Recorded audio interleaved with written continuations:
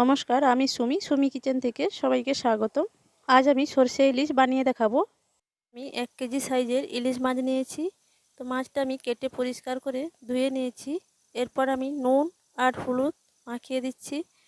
তো নুন হলুদ মাখানোর পর প্রায় 10 মিনিট মতন আমি রেস্টে রেখে দেবো, যাতে মাছের মধ্যে নুনটা ঢুকে যেতে পারে, তার জন্য।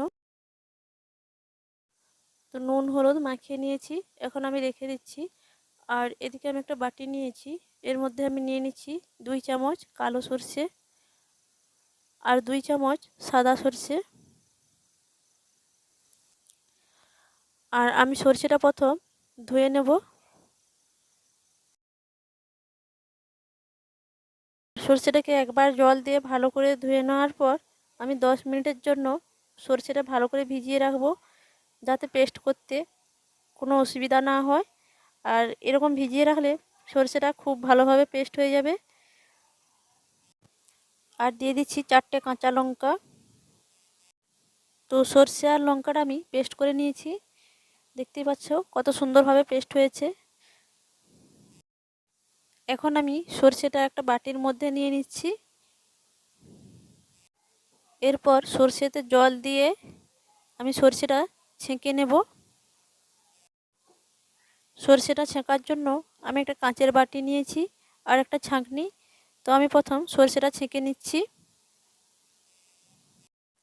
এখন আমি একটা চামচ নিয়ে নিচ্ছি, চামচের সাহায্যে সরষেটা চেপে চেপে সরষে থেকে আমি জলটা বের করে নিচ্ছি।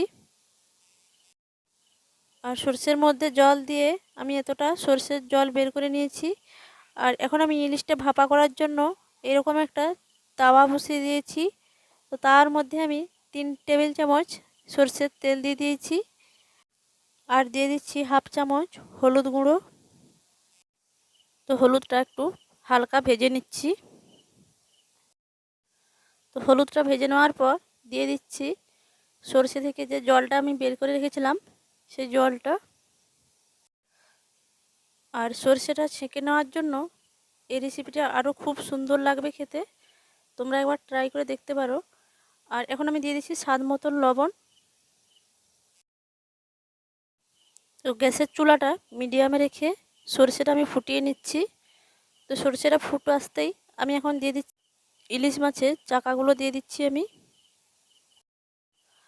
আর মাছগুলো সব দেওয়ার পর আমি গ্যাসের চুলাটা একেবারে লো করে দেব।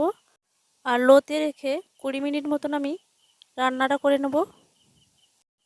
তো বন্ধুরা, অনেকে অনেক রকমভাবে ইলিশ মাছকে রান্না করেছো। তো আমি বলবো, আমি যেভাবে রান্নাটা করছি এরকম একবার বাড়িতে ট্রাই করে দেখো, খুব সুন্দর লাগে।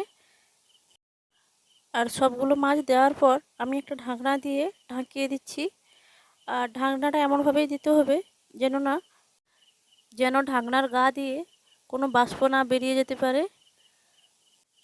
তো আমি 10 মিনিট পর ঢাকনাটা খুলে দেখাচ্ছি, দেখো কতটা সুন্দরভাবে। আর এখন আমি প্রত্যেকটা ইলিশের চাকাগুলো উল্টিয়ে নিচ্ছি।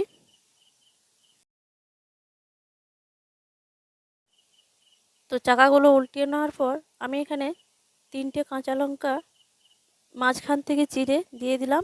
আবারও ঢাকনা দিয়ে 5 মিনিট মতন পরে ঘুরে এসে দেখাচ্ছি, দেখো কতটা সুন্দরভাবে তৈরি হয়ে গেছে। তো এখন আমি নামিয়ে নিচ্ছি। এইরকমভাবে ইলিশের ভাপা যদি থাকে আর বলার কথা নেই। তো যাই হোক, রেসিপিটা কেমন লাগলো কমেন্ট করে জানাতে ভুলবেন না। আর ভালো লেগে থাকলে একটা লাইক আর একটা কমেন্ট আর একটা শেয়ার করার অনুরোধ রইল। আর নতুন বন্ধু হয়ে থাকলে চ্যানেলটা সাবস্ক্রাইব করে দেবেন। আর পরবর্তী ভিডিও দেখার জন্য আমন্ত্রণ রইল। ভালো থাকবেন, সুস্থ থাকবেন।